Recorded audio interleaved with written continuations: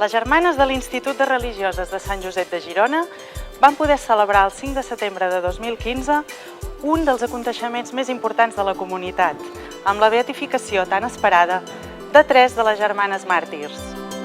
Avui ens acostem per uns moments a la tasca que actualment desenvolupen aquestes dones, que han decidit dedicar la seva vida a cuidar i atendre els més necessitats, seguint el missatge de la seva fundadora Maria Gai i Tibau.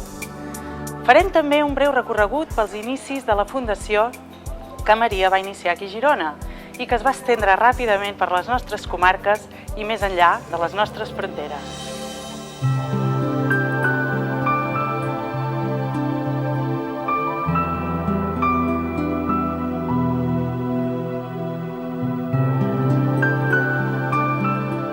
La llavor d'una dona senzilla, nascuda a Llagostera, a la comarca del Gironès, s'ha fet extensible al llarg del temps de la mà de les seves deixebles seguidores de l'Institut de les Religioses de Sant Josep.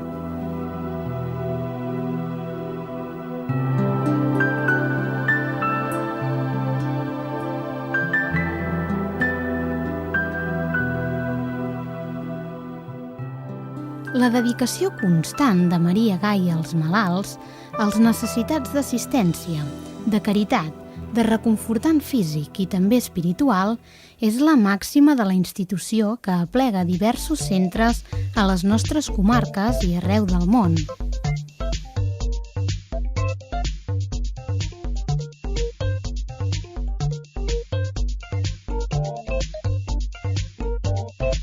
La nostra presència actualment està en Europa, en Amèrica Llatina i en Àfrica. Som ara 400 germanes, més o menys, no? En Europa estem aquí en Espanya, en França i en Itàlia. I en Amèrica Llatina estem en Colòmbia, Venezuela, Mèxic, Argentina, Perú, Equador. I en Àfrica estem en Guinea Equatorial, en Ruanda, en la República Democràtica del Congo i en Camerún.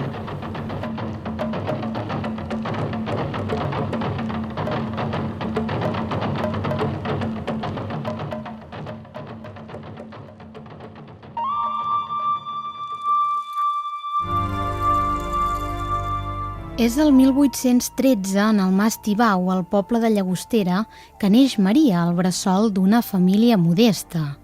Després de la mort del seu pare Martí, van haver de tirar endavant la família fins que la seva mare es posà malalta i va ser ingressada a l'antic hospital de Santa Caterina de Girona fins a la seva mort.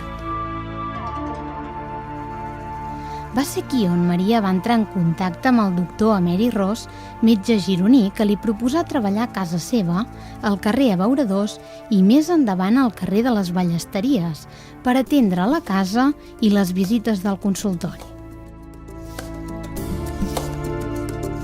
L'experiència de Maria, prop de 20 anys, a casa del doctor Ros, va ser definitiva per adonar-se'n que estava cridada a una tasca superior. Davant l'allau de gent en estat d'abandonament i malaltia en domicilis i hospitals, que no parava d'atendre el metge i ella mateixa, Maria va prendre la determinació de fer de la seva vida una entrega de vocació cap a tota aquella gent que patia. La missió de l'Institut per a cuidar els malalts fa el seu primer pas al juny de 1870, creant una senzilla associació de voluntàries que dedicaven el seu temps, dia i nit, a vetllar i atendre els desvalguts per la ciutat.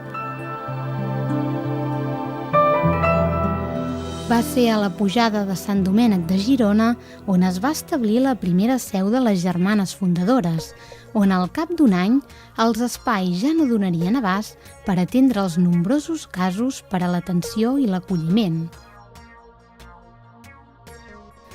De la segona residència al carrer de la Força Nova, passant pel carrer del Portal Nou, ja són 9 les germanes de la primera comunitat dedicades als malalts. El noviciat de les noves germanes s'inicia a la casa mare de la congregació, que a poc va agafant embranzida ampliant els seus centres, a part de Girona, a Figueres, a la Bisbal d'Empordà, a Banyoles, a Lloret de Mar i a Torroella de Montgrí. Després d'una intensa dedicació a la congregació, Maria ens deixa el 18 de març de 1884 a la casa mare de l'institut.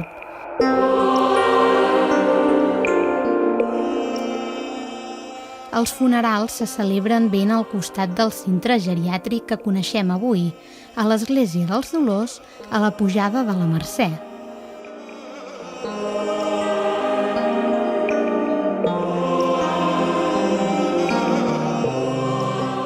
Una llosa al bell mig del cementiri de Girona resguarda les seves despulles juntament amb altres germanes de la congregació.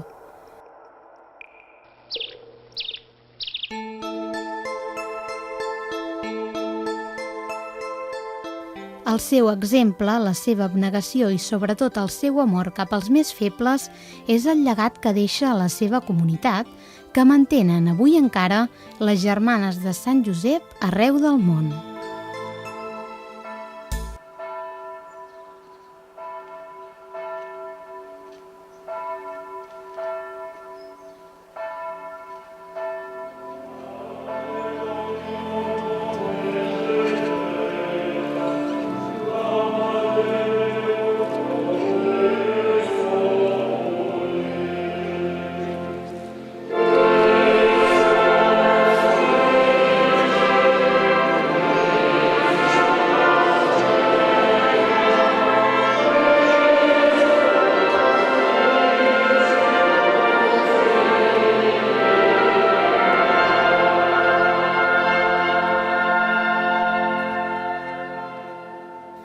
Un dels esdeveniments importants i més esperats de la comunitat va tenir lloc al setembre de l'any passat amb la beatificació de les 3 germanes màrtirs que moriren per la seva condició de religioses durant la Guerra Civil.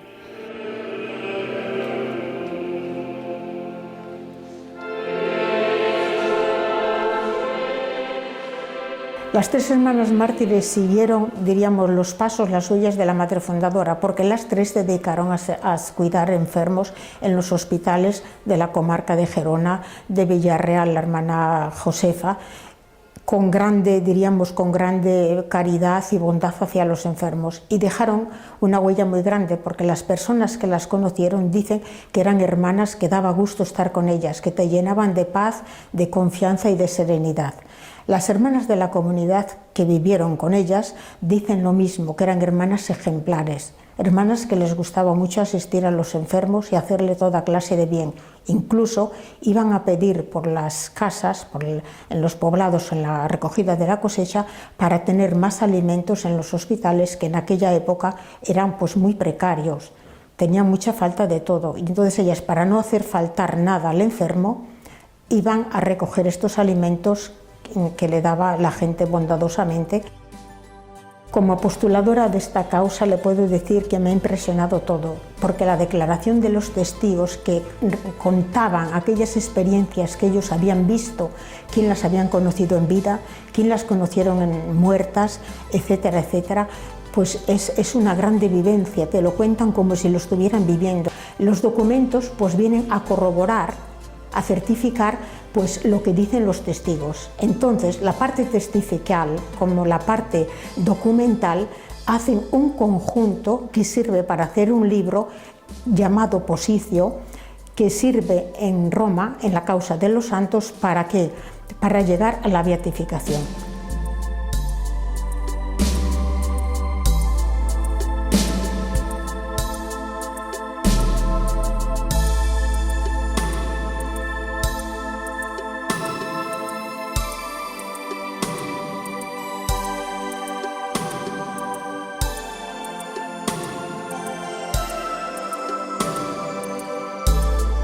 Bueno, la investigación fácil no ha sido, o sea, ha sido laboriosa, pero hemos tenido muchas facilidades en todos los archivos que hemos visitado.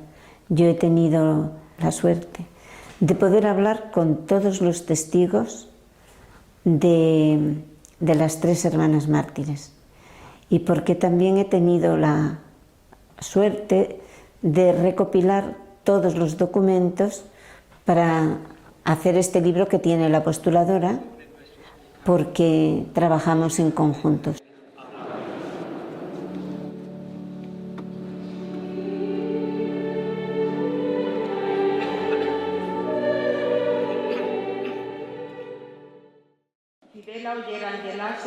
siglo Dolores nació el 17 de septiembre. El momento más emocionante de la beatificación es cuando el cardenal Angelo Amato, diríamos, el que sustituye al Papa Francisco, que viene en su nombre, lee la carta apostólica en la cual nombra a la Madre Fidel Oller, a Josefa Monraval y a Facunda Margenar beatas. En ese momento es muy emocionante, te viene de llorar, te viene de aplaudir.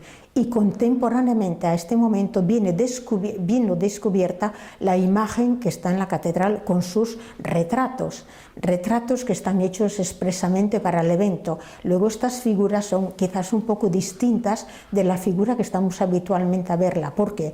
Porque tienen un aspecto en la cara, diríamos en el rostro, de un reflejo de luz, como de santidad, como de algo que antes no habíamos visto y ahora lo descubrimos. La germana Josefa Monraval, nascuda a Gandia, la germana Fidel Oller de Banyoles i la germana Facunda Margenat de Girona van ser reconegudes beates pel Vaticà el dia 5 de setembre del 2015 a la Catedral de Girona, en una cerimònia presidida pel cardenal Angelo Amato, prefecte de la Congregació per les Causes dels Sants. Una alegría muy grande, una satisfacción, sobre todo las que hemos estado trabajando en esto, pues que vemos que como un fruto un poco del trabajo, aunque esto es obra de Dios, pero sí una satisfacción porque no hemos trabajado en vano y porque todo el instituto pueda disfrutar o haya podido disfrutar de este evento, de esta celebración, que yo creo que ninguna hermana del instituto se queda indiferente a ella.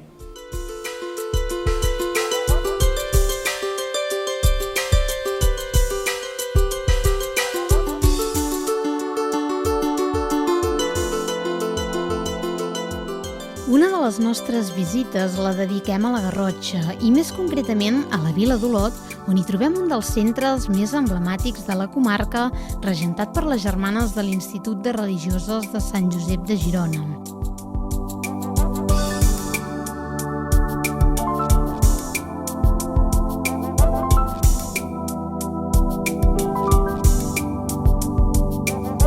Actualment, la residència dona cabuda a 133 persones que es troben en diferents situacions i necessitats i és un principal referent pels olotins des de la seva fundació, estant al servei de tots i en especial a l'exercici de la caritat envers els malalts i sobretot de la gent gran.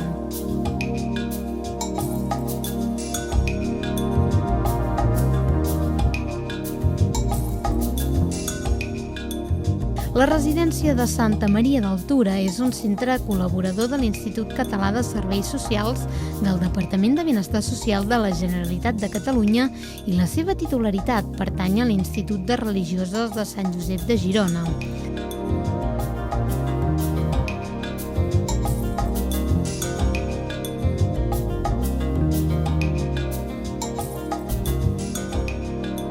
Dotat de personal qualificat, la seva tasca és de primordial suport a les germanes que porten al centre, actuant sempre d'acord amb els principis de la congregació i amb la màxima responsabilitat professional.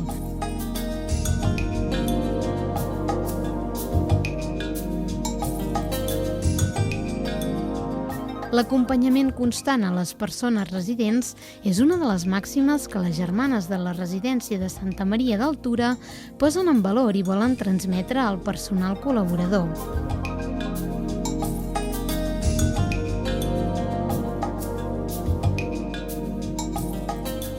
El grau de satisfacció i l'autoestima personal de les persones que s'hi acullen és el valor més preuat que transmet i identifica la tasca de vocació dels cuidadors.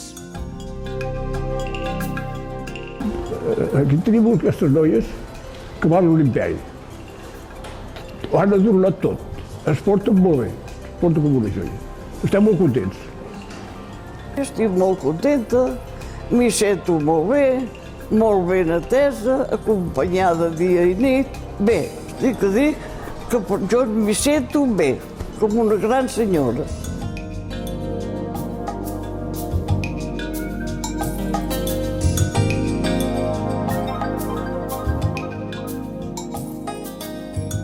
L'afecte i l'interès per cada resident és una mostra d'amor, de respecte i d'humanització que les germanes tenen com a prioritat, tal com els va transmetre la seva fundadora, Maria Gai.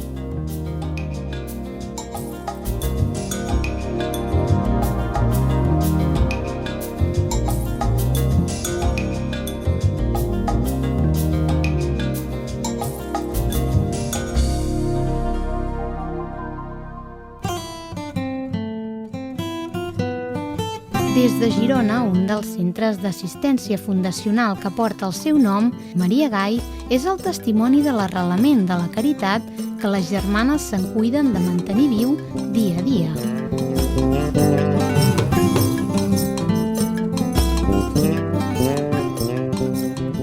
Avui, el Centre Geriàtric és una institució de participació privada i concertada dedicada exclusivament a la cura integral de la gent gran, fent atenció a les necessitats físiques i psicològiques, però sobretot espirituals.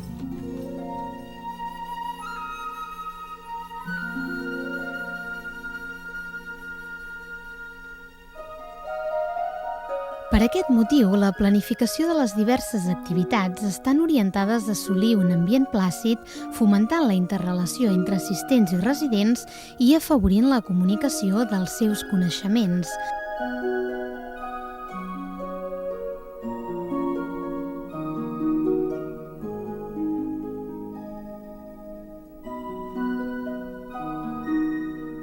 L'exercici per a la mobilitat a partir del joc també és un precepte fonamental per restablir les aptituds cognitives i de relació que cada resident adopta voluntàriament i que li aporta un benefici afegit a la seva salut.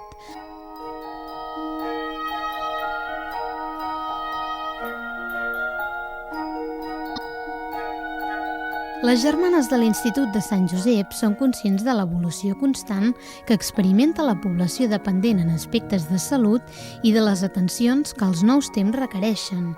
Per elles també passa el temps, però posen les esperances de futur a les joves vocacions que donaran continuïtat a la generosa llavor de Maria Gai. Els reptes més principals que tenim avui per avui, penso, són l'adaptar-se a les necessitats d'ara. És a dir, les coses van d'una manera molt diferent a quan va començar la congregació. Però l'únic que tenim que fer és ambientar-se i adaptar-se a les necessitats d'avui. És estar prop de les persones que es necessiten.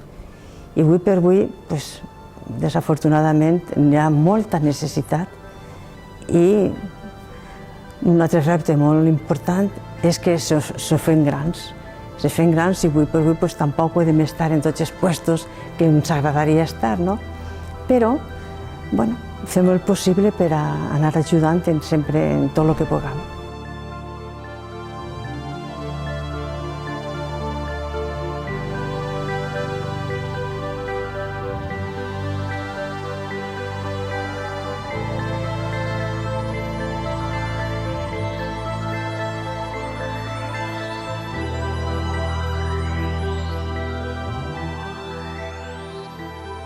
Efectivament, els temps han canviat. En el nostre entorn social, afortunadament, queden lluny aquells dies de carències i misèria que envoltaren a la població i motivaren a Maria Gai a prendre part activa en un esforç d'entrega i generositat.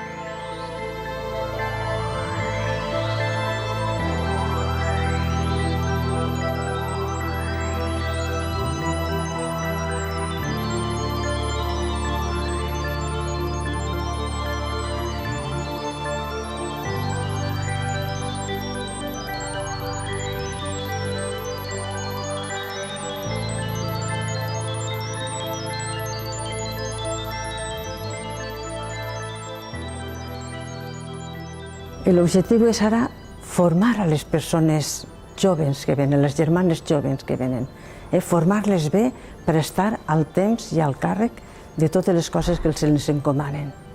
Elles tenen que ajudar a agafar el que nosaltres anem deixant, no? Llavors, tenen que estar ben formades i ben preparades per fer el que avui en dia se requereix a les religioses i que mirem d'estar pues això, a disposició de tot el que ens demanen i de tot les necessitats que avui per avui veiem davant nostre.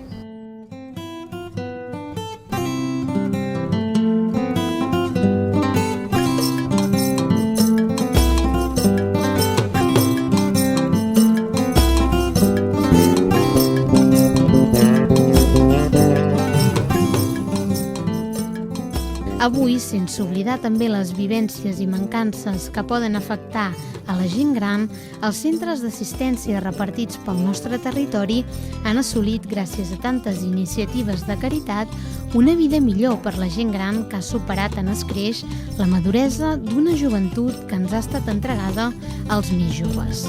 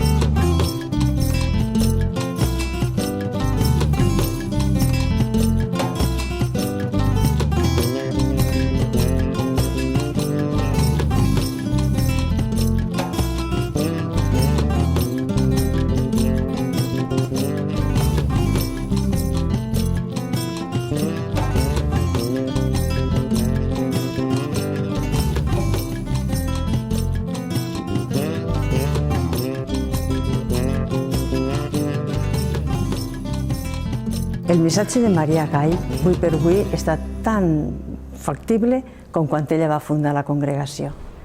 I és aliviar el dolor i sembrar la pau. I això ho tenim que fer sempre. I ho fem tant les germanes d'Europa com les d'Amèrica com les d'Àfrica. És una cosa molt comú i se tracta d'estar al costat de les persones que pateixen per ajudar-los.